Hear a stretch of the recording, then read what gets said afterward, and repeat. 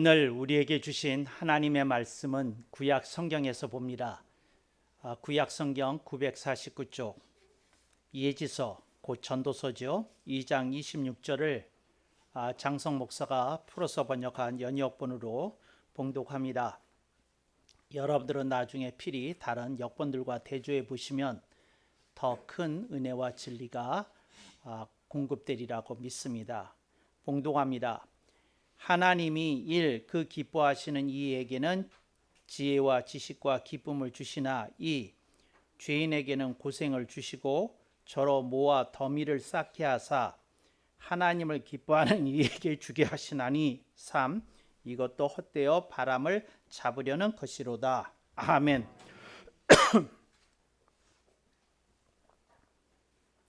오늘 우리는 성령님 아래 성경 위에 하나님의 말씀을 듣기를 원합니다.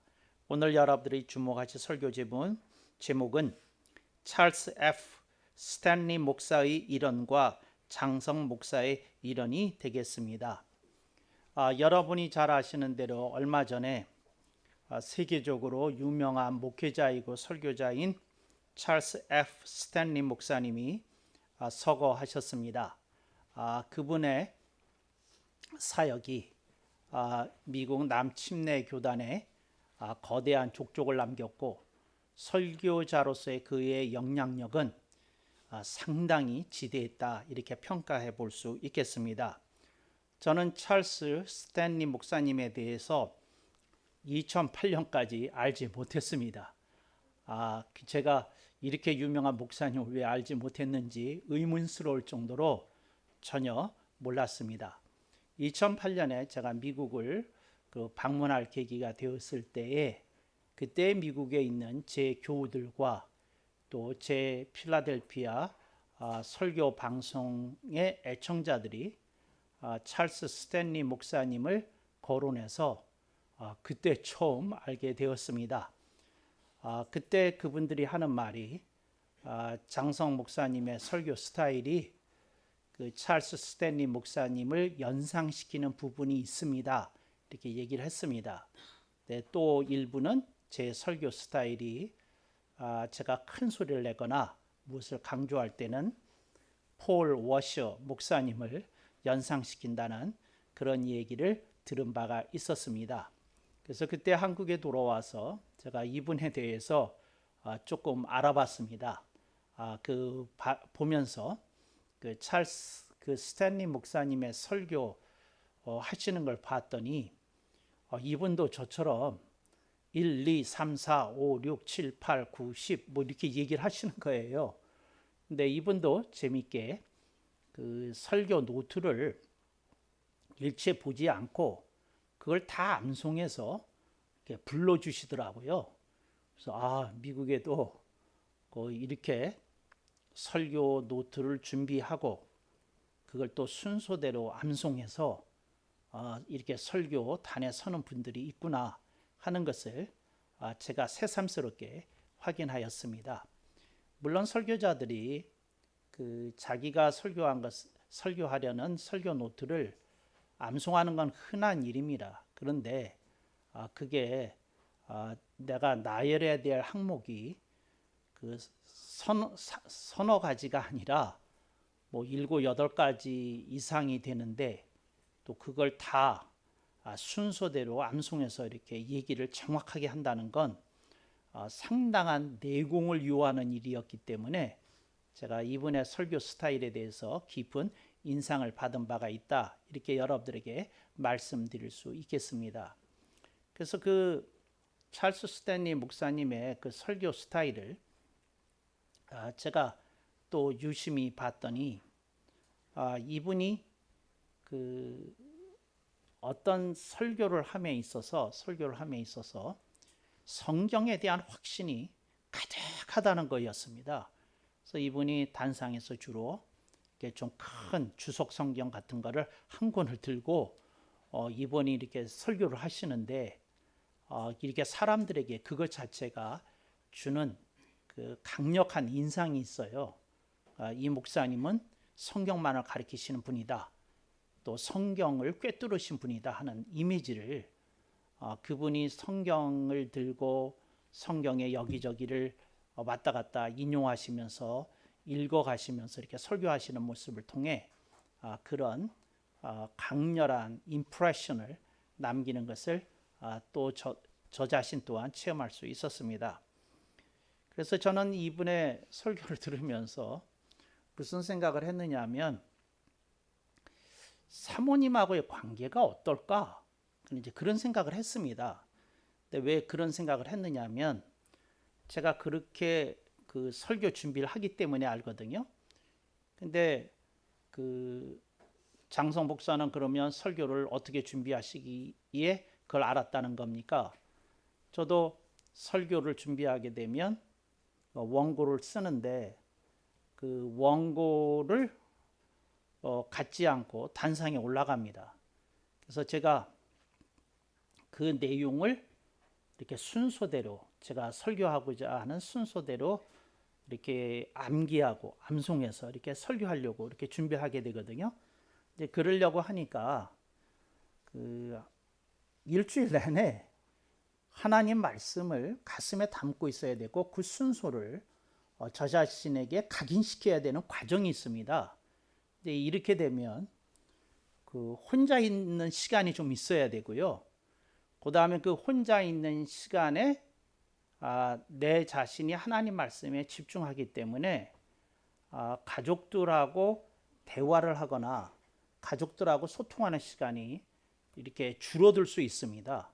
그러니까 옆에 앉아서 같이 텔레비전을 보지만 사실은 저는 텔레비전을 보는 게 아니라 앉아서 하나님의 말씀을 머리로 이렇게 막 회전하면서 설교를 반복해서 제가 이렇게 그 하는 걸 이렇게 속에다가 설교 노트를 써가면서 지워가면서 뭐 보충해가면서 순서를 바로 잡아가면서 이제 그런 걸 하고 있거든요.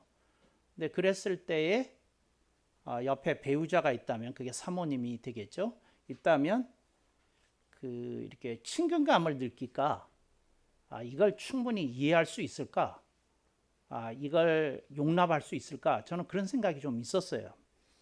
근데 저는 다행히 이 세상에서 가장 이해력이 많은 이영희 사모님과 함께 살고 있어서 별 문제가 없지만 그 찰스 스탠리 목사님의 사모님은 어떨까? 저렇게 하려고 그러면 내공이 상당히 필요해서 그 부부로서 같이 생활을 하지만 혼자 따로 이렇게 묵상하고 그 말씀에 침잠하는 시간이 있어야 될 텐데 그게 괜찮을까? 이제 이런 생각을 했어요. 그러다가 나중에 그 찰스 스탠리 목사님의 사모님이 그 이혼을 몇 차례 제기하다가 나중에 결국은 소송이 되고 결국은 두 분이 이제 헤어지게 되는 결말로 이어졌거든요. 근데 그거 보면서 참 말씀에 대해서 시간을 투자하는 것이 굉장히 중요한데 근데 그 말씀을 그렇게 투자를 하면 그 가족들하고의 소통 관계가 원활하지 않아서 생기는 장애가 생길 수 있겠다. 이런 생각을 찰스 스탠리 목사님을 통해서 제가 연상해 봤던 얘기입니다.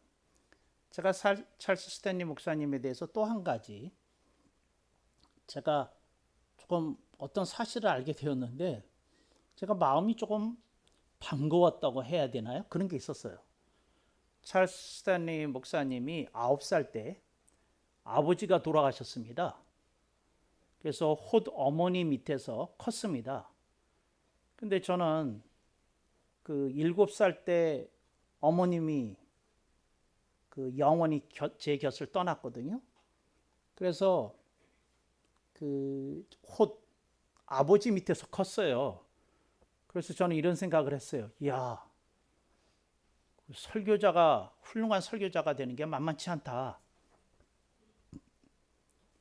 그 부모님 중에 한 분은 하나님이 일찍 부르실 수도 있는 거구나. 뭐 이제 이런 걸 이렇게 확인하게 됐어요. 그래서 찰스 스탠리 목사님에 대해서 좀 더 잘 이해하게 된 건 이분이 어머님 밑에서 컸지 않습니까? 그래서 굉장히 부드러운 남자입니다. 상남자인데 아주 부드러워요. 말씀하시는 거, 매너 뭐 하나 정말 젠틀맨에서 철자 하나도 떨어지지 않을 정도의 아주 젠틀하신 분입니다. 근데 전 여러분들이 잘 아시지만 저는 찰스 스탠리 목사님처럼 그렇게 젠틀하지만은 않습니다. 가끔씩 소리를 버럭 지르지를 않나, 인상을 쓰지를 않나, 뭐 그것도 그냥 조금 이제 설교가 무르익는다 싶으면 잠을 확 깨는 소리를 하질 않나. 그래서 저한테 좀 그런 터프한 면이 좀 있잖아요. 근데 여러분들이 어떻게 생각하는지 모르지만 전 찰스 스탠리 목사님에 대한 인생을 이렇게 잠깐 들여다보면서 무슨 생각을 했냐면, 장성 목사가 어머니의 사랑을 확실히 덜 받은 흔적이 여기 있구나. 그래서 젠틀하지만은 않고 이렇게 아버지 밑에서 큰 사람에게 나타나는 터프함이 좀 있구나. 이제 이런 걸 생각하면서 생각이 많았어요. 근데 찰스 스탠리 목사님이 고등학교를 졸업할 때, 그러니까 만 18살쯤 되었을 때에 갑자기 이게 궁금해졌대요. 뭐가 궁금해졌느냐면, 나의 아버지는 어떠신 분이었지? 그러니까 9살에 아버지가 돌아가셨으니까 아버지에 대한 이미지가 별로 없잖아요. 그런데 우리 아버지를 알았던 다른 분들은 우리 아버지를 어떻게 기억하고 있지? 이런 생각이 갑자기 든 거예요. 그래가지고 고등학교를 졸업하기 전후 해가지고 좀 떨어져 살고 있는 할아버지한테 방학 때 갑니다. 그래가지고 한 일주일 정도 같이 지냈던 것으로 알아요. 그래서 같이 지내면서 이 찰스 스탠리 목사님의 회고에 의하면 아침 먹고 묻고 점심 먹고 묻고 저녁 먹고 묻고 그냥 계속 물었답니다. 근데 이제 묻는 내용이 이제 뭘 물었는지까지는 내려오지 그렇게 써놓지는 않았는데 그냥 온갖 걸 다 물었다는 거예요. 그러니까 예를 들자면 이랬던 거죠. 우리 아버지가 어떤 환경에서 태어나셨어요? 우리 아버지는 성격이 어떻다고 그렇게 할아버지는 생각하셨어요? 뭐 이제 이런 여러 가지 것들을 별의별 걸 다 물은 거예요. 그러면서 이 찰스 스탠리 이 고등학생이 거기에 그치지 않고 주변에 있는 모든 사람에 대해서 물어봅니다. 그러니까 스탠리 일가에 관련된 모든 사람에 대해서 이런 거 저런 거 저런 거 저런 거 다 물어봅니다. 그러니까 할아버지가 아주 친절하게 모든 걸 이렇게 대답해 줬어요. 그래가지고 이 찰스 스탠리 목사님이 거기서 있었던 일들을 자기 일기에다가 전부 다 이제 썼는데, 그리고 집에 돌아와서 할아버지와 나눈 대화를 쭉 이렇게 점검하다가 자기가 평생의 좌우명이 될 것 같은 일언을 얻게 됩니다. 그래서 이게 찰스 스탠리 목사님이 평생 한 설교 중에서 요 말이 가장 유명한 문구입니다. 일언. 근데 이걸 이제 여러분들이 일언을 영어로 one word라고 하는데, 한 단어라는 뜻이 아니고 one word라고 하는 말은 한마디 말씀이란 뜻입니다. 그러니까 한국어로 말하면 일언이라는 거죠. 그러니까 그 사람이 평생을 살면서, 예를 들어서 어떤 사람이 70평생을 살았으면 70평생을 살면서 수많은 말을 했을 텐데, 그 사람이 했던 말 가운데 딱 한마디 말만 남긴다고 하면 무엇이 되겠느냐? 이럴 때 쓰는 용어가 one word, 일언입니다. 근데 저는 찰스 스탠리 목사님의 이력을 조금 들여다보다가 one word를 고등학교 때 할아버지가 대화를 하고 그러면서 그가 결론으로 자기의 일기에다가 썼다는 그 말, 이게 굉장히 유명한 말인데 그 말이 가슴에 탁 하고 이렇게 제 가슴을 치더라고요. 그게 이제 제가 2008년쯤에 들었던 말인데, 이제 보겠습니다. 찰스 스탠리 목사의 이런 Obey God and leave all the consequences to Him. 그러니까 하나님께 순종하고 모든 후과를 그님께 맡겨라. 이게 찰스 스탠리 목사님의 좌우명이 됐어요. 이게 뭐냐면 하나님께 순종하고, 이 후과라고 하는 말은 나쁜 결과를 상징하는 말입니다. 그러니까 내가 하나님께 순종했는데 인생에 어떤 나쁜 결과가 나를 흔들어대고 시달리게 하고 괴롭힐지라도 그것조차도 하나님께 맡겨버리라. 그럼 하나님께서 그것을 타개할 수 있는, 돌파할 수 있는, 격파할 수 있는 길을 내어주시리라. 뭐 그런 뜻이 이렇게 그 말 속에는 없지만 그 의미상으로 함축되어 있는 말입니다. 여러분들이 저 일어나 아시죠? 제가 신학교를 갔을 때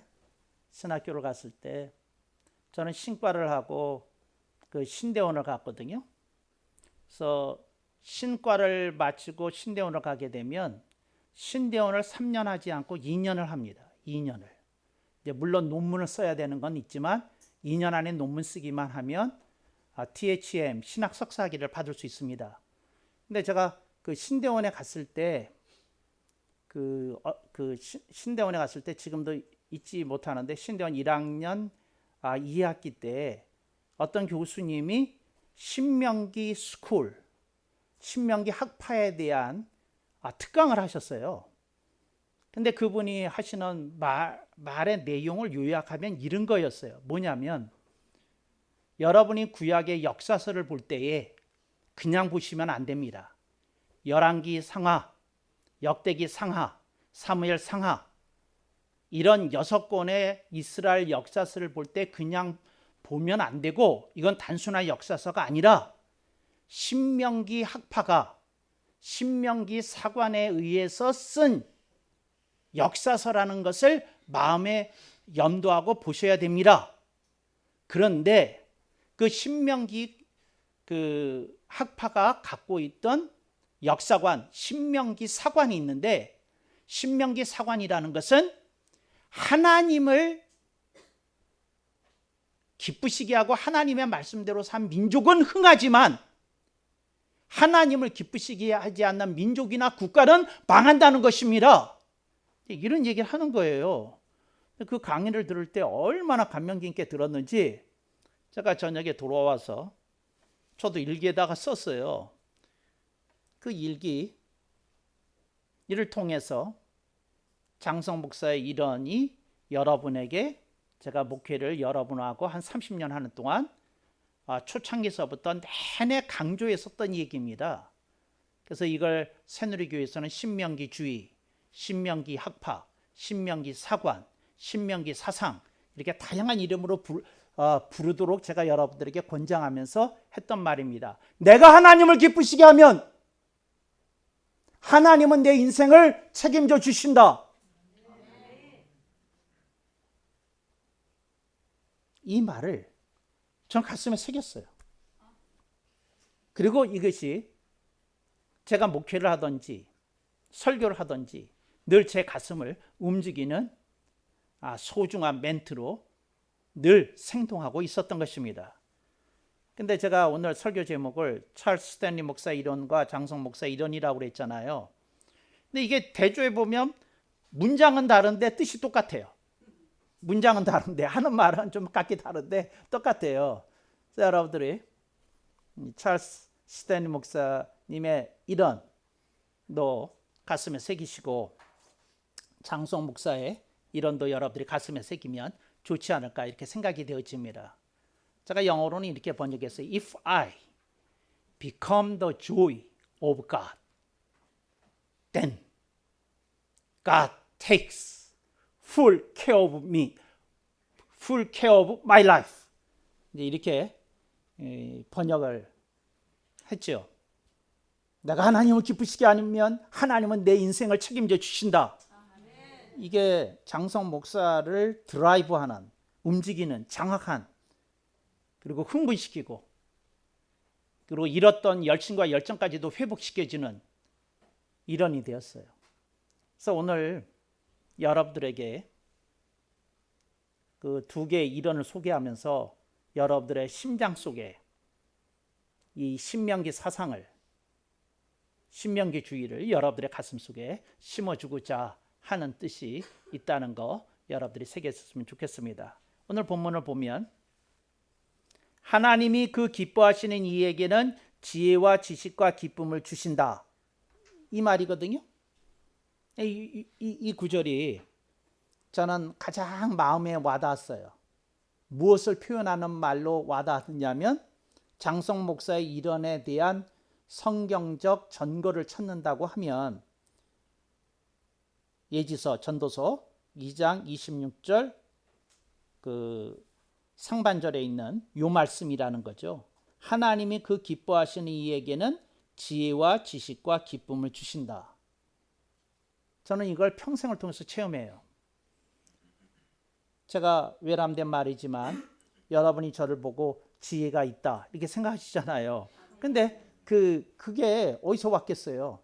제가 하나님을 기쁘시게 하고자 하는 인생을 살았더니 하나님 지혜를 주시더라.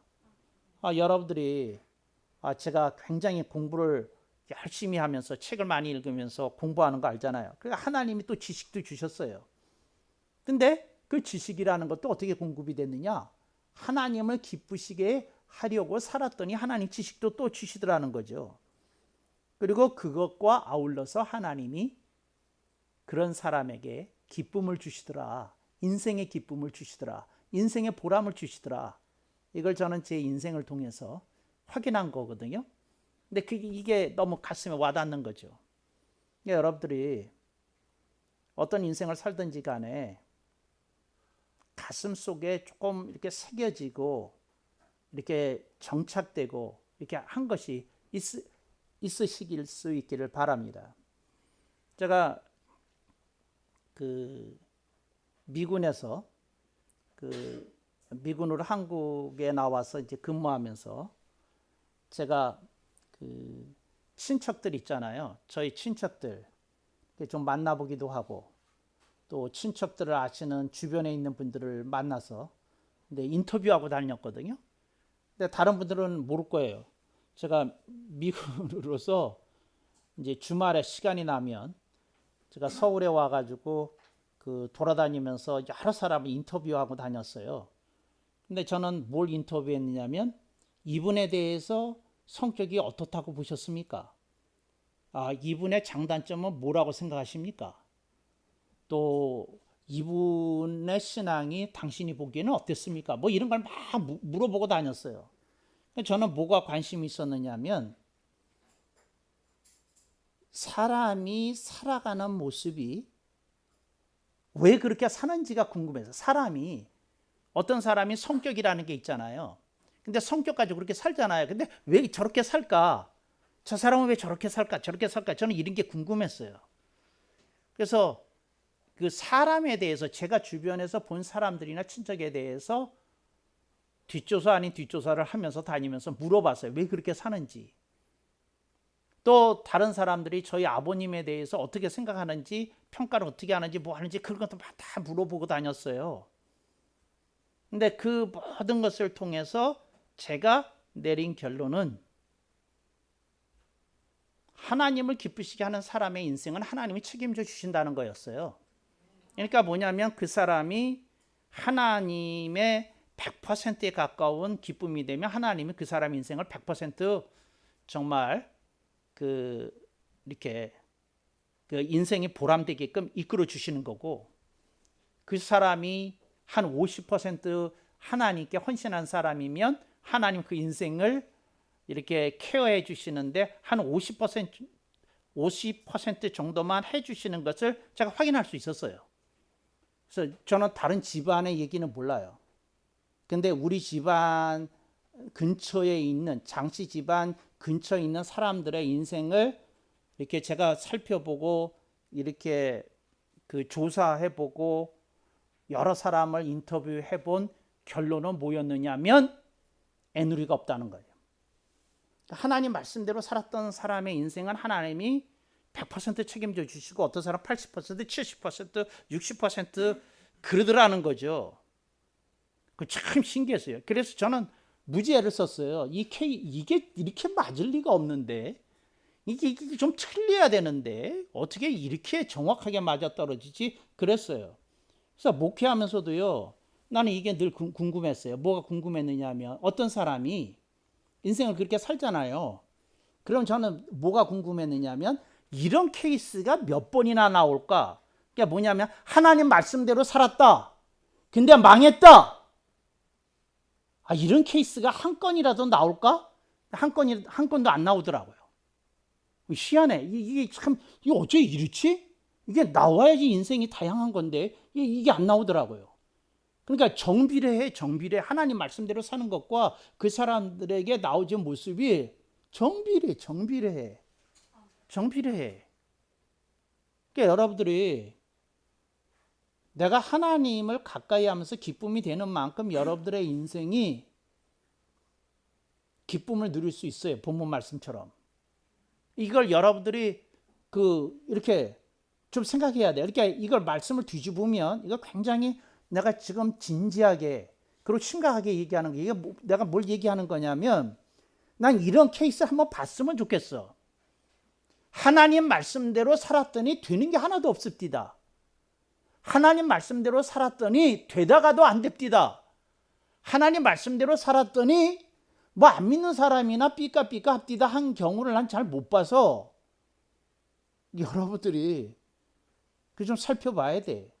근데 여러분들의 인생 속에 여러분이 느끼는 결핍이 있을 거 아니에요. 뭔가 조금 모자란. 여러분들이 목사님하고 면담해야 돼. 그래서 목사님, 내가 내 인생에 80점 주겠습니다. 근데 20점 제가 만족이 안 되는 부분이 있습니다. 목사님 설교에 의하면 하나님을 기쁘시게 하는 것이 100이었을 때 100의 축복을 받는다고 하셨으니 내가 80%의 축복만 받았다면 20%는 나한테 결핍된 것이 있었다는 것인데 목사님 그 20%가 뭔지 말씀해 주실 수 있습니까? 난 말할 수 있어요. 난 말할 수 있다니까. 난 말할 수 있어. 내가 목회했던 교인들에 대해서 얘기할 수 있어요. 얘기할 수 있어요. 결핍이 있어. 그 고쳐야 될 허물이 있는데 안 고쳐. 달라져야 될 부분이 있는데 안 달라져. 본인 스타일이라 우기고 그렇게 살아. 오케이. 그렇게 살 수 있어요. 그런데 거기까지야. 여러분 이걸 기억하셔요. 여러분이 My life, my style 하고 외치면 당신은 하나님과 별로 상관없이 인생을 살고 있는 사람이야. 내가 감히 얘기해요. 성경에는 그럴 따위 없어. 이게 바로 제가 찰스 스탠리 목사님하고 다른 점이에요. 찰스 스탠리 목사님은 이런 경우도 부드럽게 얘기해요. 얼마나 부드러운지 꿀이 입에서 떨어지는 것 같아요. 정말 부드럽게 얘기해요. 여러분 웃지도 않고 반응도 없고 뭐예요. 근데 하여튼 그래요. 근데 정말이라니까 결핍이 있다니까 그게 있어서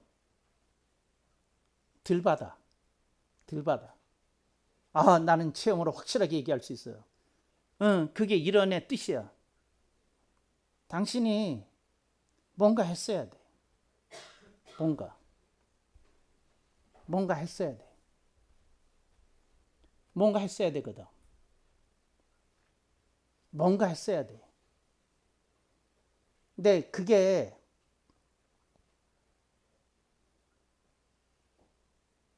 나와야 돼요.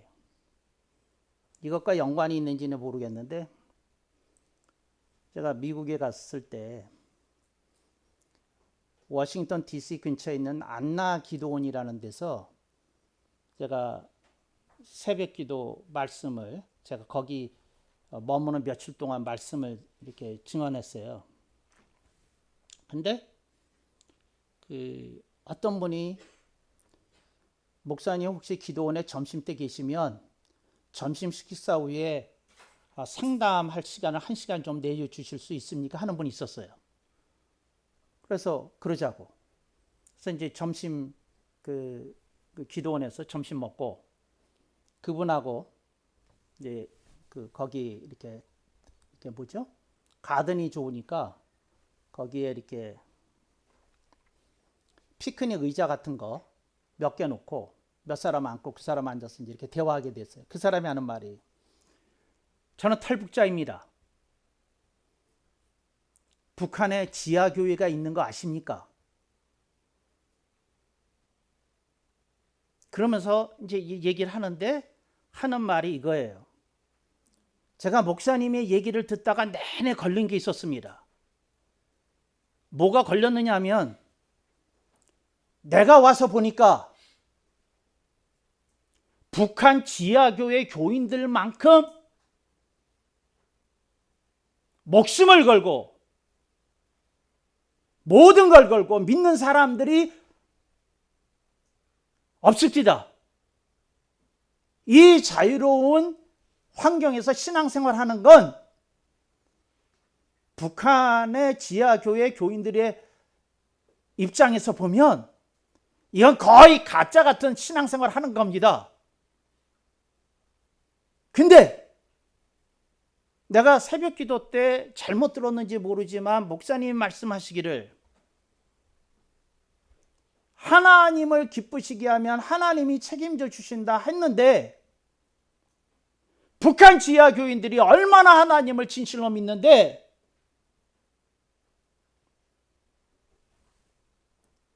우리들은 아직까지도 김씨 왕조의 치하에서 70년 넘게 벗어나지 못하고 있는 겁니까? 왜 북한 지하교회는 좀 더 축복을 받지 못했을까요? 이렇게 묻는 거예요. 저는요, 이런 질문을 보면 춤을 추고 싶어. 내가 그랬어요. 내가 미국 온 보람이 있다고. 아마 당신 같은 사람을 만나기 위해서 내가 미국 온 것 같다고. 되게 반갑다고. 그랬어요. 그랬더니 이분이 어이없어 하더라고요. 그래서 내가 얘기했어요. 북한의 지하 교인들이 잘못한 게 있다. 지하에서만 믿었다. 그 지하 교인들이 도무지 안 되겠다 하고 결심을 하고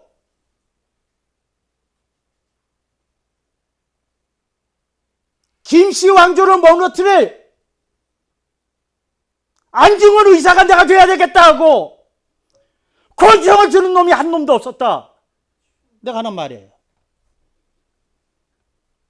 독일에는 보네포 같은 사람이 있었다. 히틀러 암살 계획을 세우고 권총을 구하고 그런 사람들이 있었다. 이게 말이 되냐? 누군가는 나섰어야지. 북한에 있는 사람들이 나섰어야지. 그들이 합체를 겪고 있으니까. 내가 이렇게 얘기했어요. 여러분, 북한의 신앙인들이 결핍된 게 있어. 저항해야 되는데 저항 안 했다고. 숨어서만 믿었지. 숨어서만 믿었지. 죽더라도 누군가 그거 했어야지.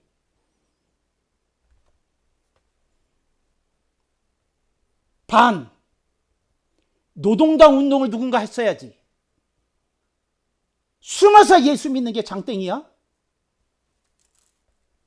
말이 안 되는 얘기거든. 북한의 인민군이 쳐들어 내려오는데 6.25 때 산속으로 다 도망해서 기도를 한 그리스도인들도 많아. 그게 잘한 거야? 전선을 지켜다 죽었어야지. 아멘이 전혀 안 나오는구나. 살고는 다 싶어가지고. 여러분, 뭐가 잘못되어 있으면 당신에게 뭔가 결핍이 있는 거야. 당신이 당신 인생을 책임지고 다시 봐야 돼.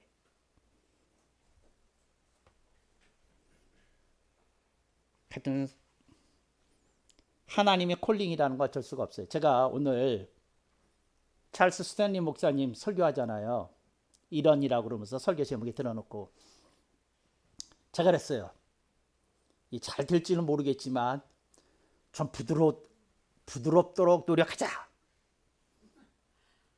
근데 결국 본성이 드러나고 마네요. 용서해 주세요. 제 마음만 받아주세요. 제가 무슨 메시지를 하려는 건지.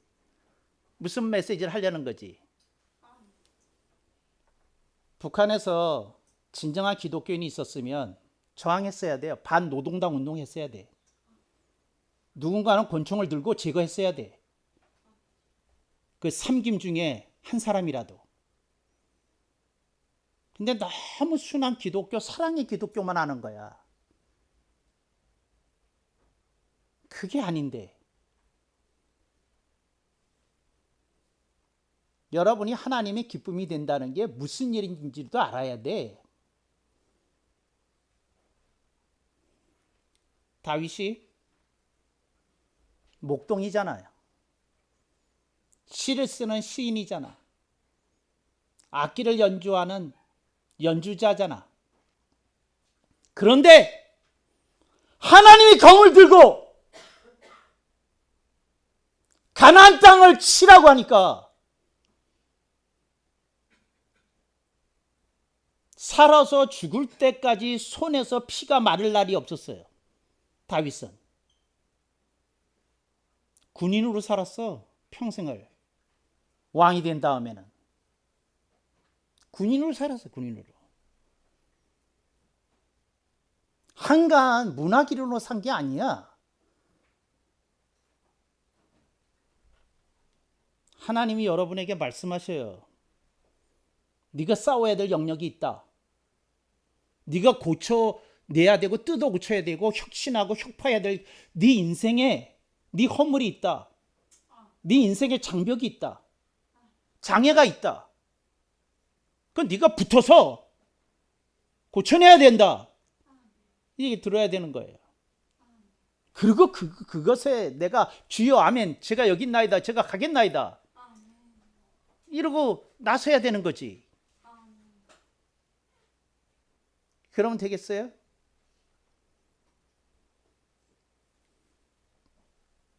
어떤 분이 이런 얘기를 했어요. 자기가 목사님들을 바라보는 게 취미래. 그냥 예수 안 믿는 사람이 한 얘기예요. 그러면서 하는 말이 자기가 이분이 내가 전도를 했더니 나를 약 올리려고 한 말이에요. 그런데 하여튼 그 내용 중에 이런 말이 있어요. 그래서 제가 가끔씩 술 한 잔이 들어가면 하나님께 기도를 올립니다. 목사님 그 기도 제가 여기서 한마디 해도 되겠습니까? 제가 하는 말이 한마디 하시면 나한테서 10마디를 들을 겁니다. 네, 10마디 듣는다고 약속하시면 해도 됩니다. 그분이 하는 말이요. 예, 제가 술 한 잔 들어갈 때 올리는 기도를 알려드리겠습니다. 아버지, 제가 목사가 안 된 것으로 인하여 하나님께 영광을 돌립니다. 있던 말을 목사한테 하는 사람이 있더라고. 그러니까 목사님들 중에 덕이 안 되는 뭐 스캔들 일으키고 그런 얘기를 가지고 이제 빗대서 이분이 얘기를 한 거예요. 이렇게 얘기를 하는 거예요. 내가 하는 말이